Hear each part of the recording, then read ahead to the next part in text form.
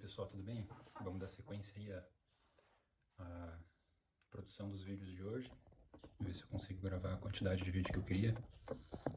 E nesse vídeo eu vou fazer uma coisa um pouquinho diferente do que eu tô acostumado, mas não tanto. A resenha vai ser não sobre um livro, mas tem um livro sobre o documentário, mas vai ser a resenha do documentário que eu vi, que já tá no título ou não, que é o documentário Por que a Beleza Importa, do Roger Scruton. Em inglês é Why Beauty Matters. Roger Scruton, ele é um escritor e filósofo britânico. Ele acho que tá vivo ainda. Se não tá vivo, morreu faz pouco tempo. Ele é um filósofo conservador britânico. E, enfim, eu queria trazer a mensagem do documentário e traçar um comparativo com algo que eu vi pessoalmente no Twitter recentemente. Eu fiquei de gravar esse vídeo há muito tempo, desde que eu vi faz um tempo, faz uns meses já que eu vi o documentário, mas ainda bem que eu não gravei, porque eu só vi esse post no Twitter recentemente e eu achei interessante. E dá pra conectar os dois assuntos.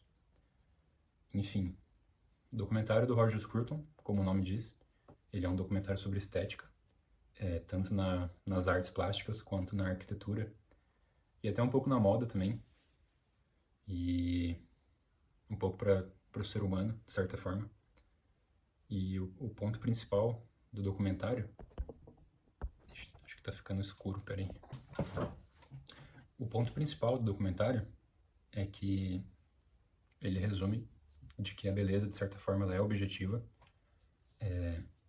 não deixa de ser uma questão moral, e ele nega veementemente a questão do relativismo estético, e ele traça um contexto histórico da produção artística da humanidade, e traz exemplos, assim, de que certas obras de arte não são arte, pois não buscam o conceito de beleza. Elas buscam essa questão de ser subversivas e rebeldes, e isso nitidamente está em descompasso do que ele considera como arte e como beleza. E ele extrapola isso não só para a questão das artes plásticas, mas também para a arquitetura. E aí na arquitetura ele já não aborda tanto essa questão do relativismo estético, né, que seria uma filosofia, uma ideologia, uma mentalidade equivocada. Mas a arquitetura, que é o ponto-chave assim, que eu quero chegar, ele cai nessa questão de contraposição da beleza com o utilitarismo, que a gente consegue perceber hoje em dia a arquitetura moderna, tanto a arquitetura exterior quanto interior. A gente vê que hoje em dia tem uma prevalência da questão da utilidade. O quanto que aquele ambiente, o quanto que aquela estrutura é útil na função que ela se propõe, em contraposição com o quanto ela é esteticamente bela, assim. E esse é o dilema, porque ele apresenta um questionamento de o quanto que a beleza é realmente útil. E se você parar para pensar, é difícil você atribuir utilidade para a beleza, se não de uma forma pessoal e desprovida de quantificação econômica. Então ele faz um comparativo muito com prédios comerciais e residenciais também, que é bem perceptível hoje em dia a tentativa de você baratear o máximo possível aquela estrutura, porque a intenção do comércio é justamente gerar lucro.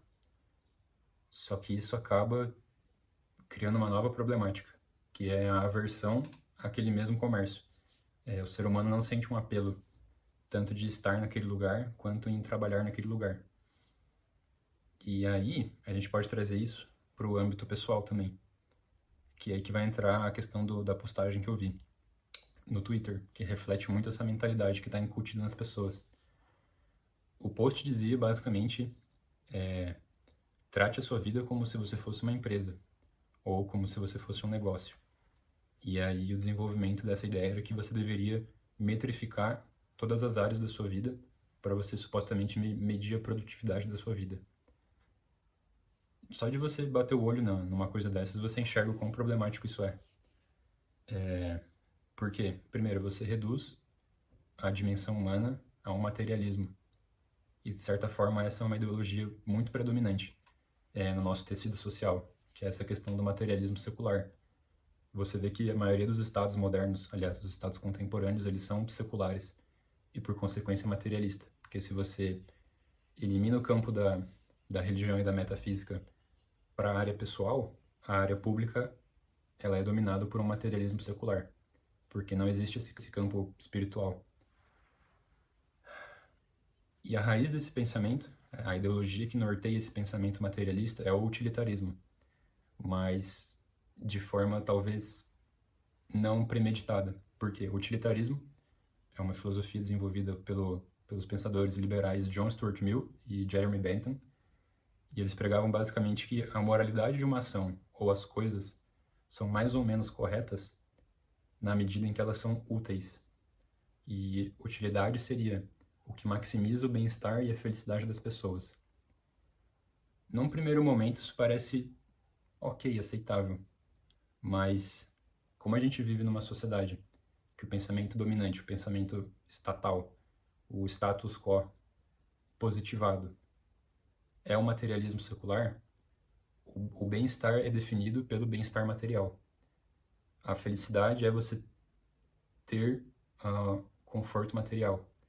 Você define isso por padrões e métricas econômicas e monetárias.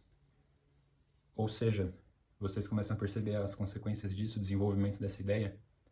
Então, tudo é feito de forma que maximize os lucros e diminua os custos. E é por isso que a gente vê prédios e moradias que tentam ser o mais barato possível, o mais barateado possível. Produtos também, né? Quem não percebe que hoje em dia os bens materiais que a gente tem, eles são mais acessíveis, só que ao mesmo tempo eles são menos duráveis, assim. Que nem a gente vê as coisas que nossos avós tinham, são coisas que duravam para a vida inteira, assim. E a gente perde um pouco, né, desse preciosismo pelos bens materiais. Então fica uma coisa mais efêmera. E isso acaba refletindo para nossa vida, né, para o nosso modo de viver, não só para bens materiais e arquitetura e artes plásticas. E essa postagem que eu falei para vocês é a prova disso. Tipo, as pessoas estão tentando trazer essa mentalidade, além dos bens materiais, dos imóveis, trazer essa mentalidade para como eles vivem a vida. E isso é extremamente problemático, porque uma pessoa respondeu esse post de uma forma bem genial. Ele respondeu assim: eu jamais faria isso, porque eu não sou louco, eu não quero ficar depressivo, porque a nossa vida ela é contemplativa. O ser humano, por ser feito à imagem e semelhança de Deus e ter uma alma, o objetivo máximo dele é contemplar Deus. Tanto que é isso que a gente vai fazer no céu. A gente vai contemplar Deus eternamente, porque Deus é a fonte de toda a existência e de toda a felicidade, de todo o bem-estar. Agora, se você se reduz a uma pessoa performática, se sua vida é ser produtivo, primeiro você está em descompasso total com o que é a sua vida, e segundo, você está caminhando para um materialismo. Você está se tratando como apenas matéria, e isso causa um conflito muito grande com o seu ser. E você percebe isso em várias pessoas. E como elas são infelizes, assim, por mais que elas consigam, caso elas consigam ser produtivas, né, o que é bem difícil, você percebe que no fundo, uma hora a conta chega. E talvez essa seja a raiz de muitos problemas pessoais e mentais que as pessoas têm. Elas perdem essa dimensão contemplativa da vida, elas não conseguem apreciar a beleza, elas não se entendem com o próprio propósito, acham que as coisas são reduzidas ao mundo material, e isso inevitavelmente vai gerar uma infelicidade, vai gerar uma ansiedade. Porque a gente tem um vazio que só Deus preenche, sabe? Então, um exemplo disso, que eu tirei desse livro aqui, o Catecismo de São Pio X, que é um excelente livro, ele é bem prático, ele é bem didático, ele é mais resumido do que o Catecismo Amarelo. É a mesma doutrina, só que é mais resumida. Mas eu peguei um trecho específico dele que eu queria trazer, que é sobre as mortificações. Para quem não sabe, mortificações são atos. O livro define como atos de abstinência ou privação ou desconforto voluntário para você reduzir os seus apetites sensíveis, você controlar mais a sua carne e aprofundar o controle que a sua alma exerce sobre o seu corpo. E esses hábitos de mortificação são muito parecidos com hábitos de alta performance que esses coaches propagam, assim.